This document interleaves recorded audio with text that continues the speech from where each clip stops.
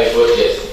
Thutha wa kamĩtĩ ya mwanya ya bunge ya kaunti ya Bomet ĩtongoretio nĩ MCA wa wadi ya Kaptelun Nathan Kibet gũtemania riboti yao mbere ya bunge ĩno, mamĩnĩsta atatũ nĩ monekanĩte na mahĩtia ma kwagarara watho, kwaga wĩigĩrĩrĩki hamwe na ũhũthĩri mũũru wa wabici. Yes.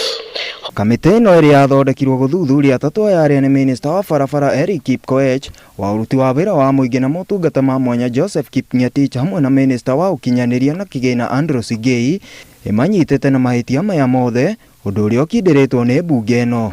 In accordance with the provisions of Section 45B of the County Government Act, the committee is mandated to recommend the dismissal from office of a county executive committee member if the allegations in the motion are substantiated. Kuona atĩ gũkindĩra mawoni ma kamĩtĩ ĩno ya mwanya, watho ũtarĩirie atĩ no mwaka bunge maikie kura. Honorable Dennis Busiane. I vote yes. Honorable Kirui Paul Kibiegon. I vote yes. Abunge 29 harĩ 38 a bunge ĩno ya kaunti nĩ maikĩtie kura na kũnyita mbaru kũhagũrwo kwa mamĩnĩsta aya atatũ. The committee examined the evidence put forth and the arguments presented by all parties involved.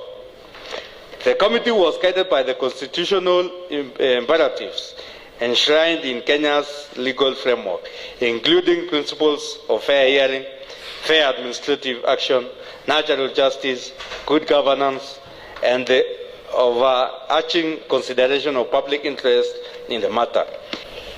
The CCM, being in charge of finance and economic planning, was supposed to ensure that the procurement of the equipment was provided for in the County Integrated Development Plan, Annual Development Plan, the approved budgets, and also approved consolidated annual procurement plan for the year during which the procurement was made.